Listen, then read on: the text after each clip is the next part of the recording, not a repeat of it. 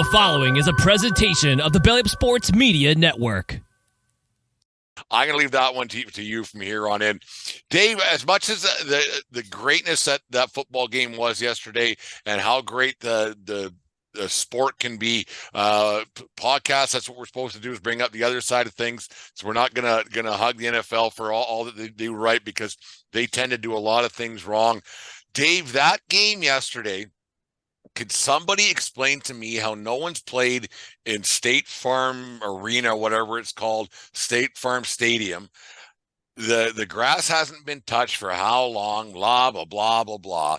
How the hell is the NFL, which is a multi-billion with a B, billion-dollar business, and the Super Bowl, which brings in how much money, and on and on and on, how the hell is the playing surface inadequate for that type of a game indoors?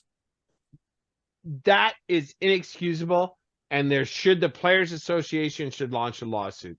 There's no fucking excuse. I've been to that stadium. They bring that fucking grass. It's on tracks. It's on two tracks. They take it right out. Yeah, the grass lives outside, aside from games. And how the fuck that did they just drench it, or did Phoenix get a thunderstorm before they rolled that back in? That was awful. You noticed it immediately, and it affected the play. It affected the game for sure. We don't know how. The only thing I will say is both teams had a play on it, so it did support one team over the other.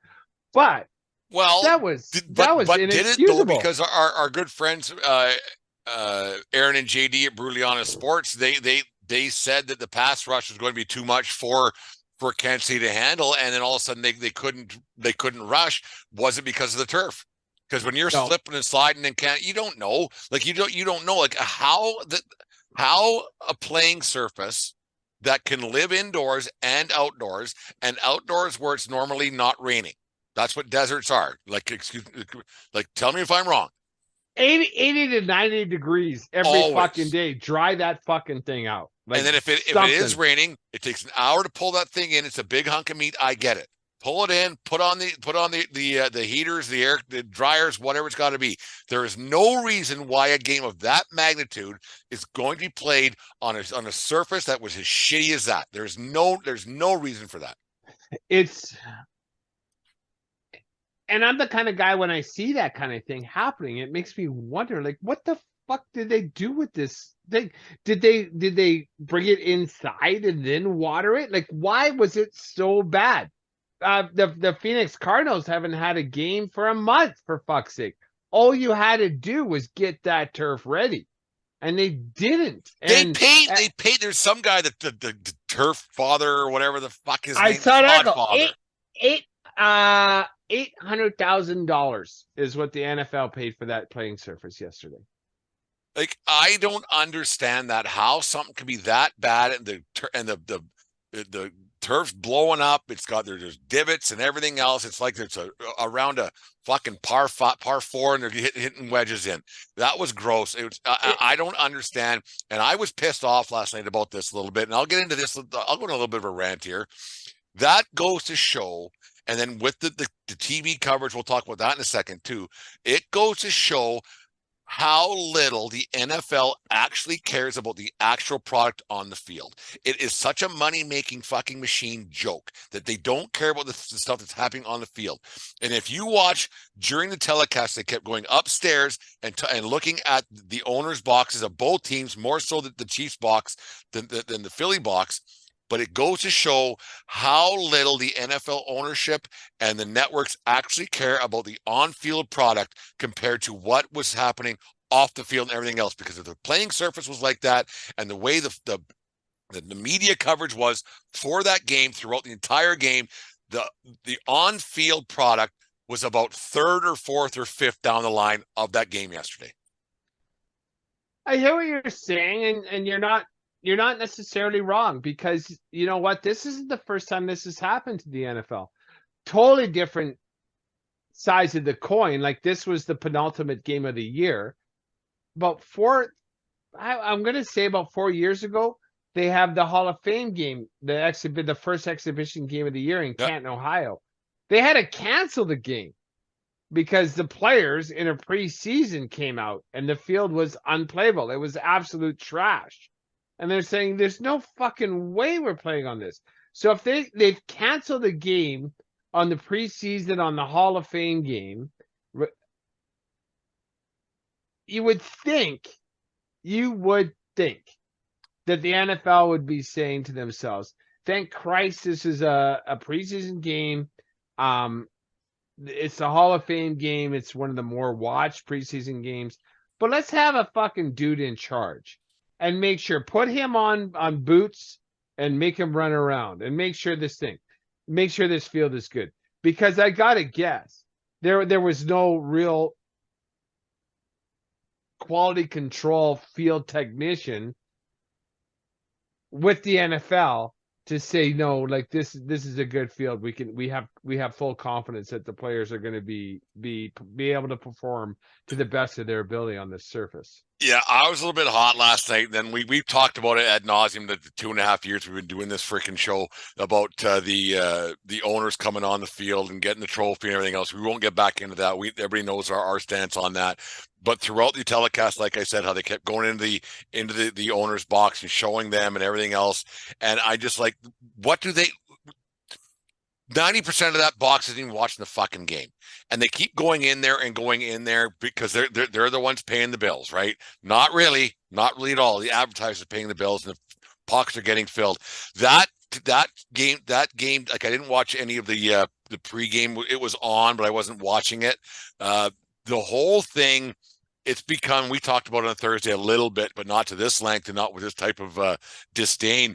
But that whole thing yesterday, man, that was a bad look on the NFL, in my opinion, man. Like, that is a bad look. The way that they have it's just one big commercial the entire time. And they couldn't wait because even at the end of it, when they should be going into the locker room and talking to the players and talking to the guy who doesn't, like, not talking to Travis Kelce's and not talking to Patrick Mahomes and talking to players, Fox could not wait. They had the ticker on for some whatever show it was going to be that they were publicizing. They couldn't wait to cut away from that game and pump their new TV show. I thought it was absolutely fucking horrific the way that Fox did yesterday. Well, the way that works, that's not on the NFL.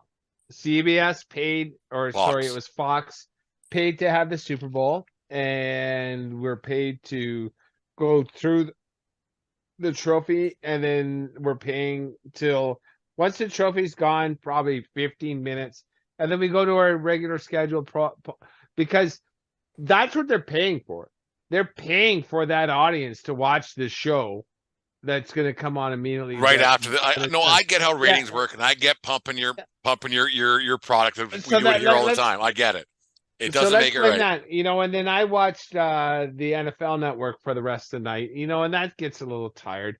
Maurice Jones-Drew can fuck right off. That kid's an idiot. He's a kid. He's retired running back.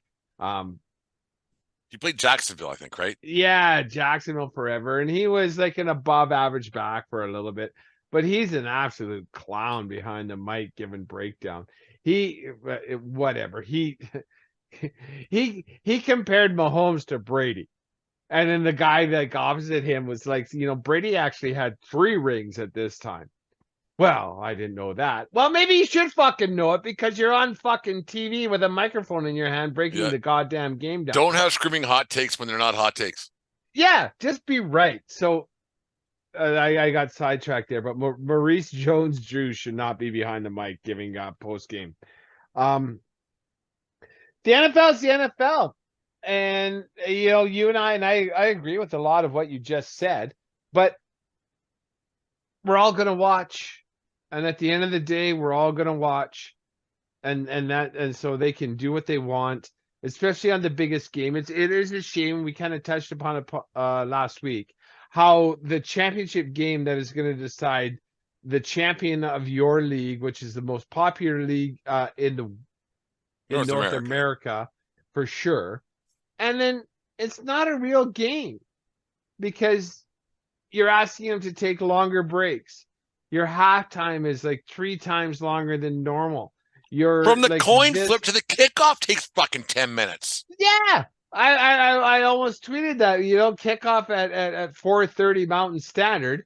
Kickoff happened at 4:45. Like, like the coin was flipped. The answers were saying, I'm here ready to watch, but they just dragged that fucker out for another. There was 15 103 million fucking people minutes. watching, so I guess it works. But I don't think it's right, and I think it's gross. I think it's actually fucking gross the way they do it. And then the field being bad the way it was, then you have that halftime show.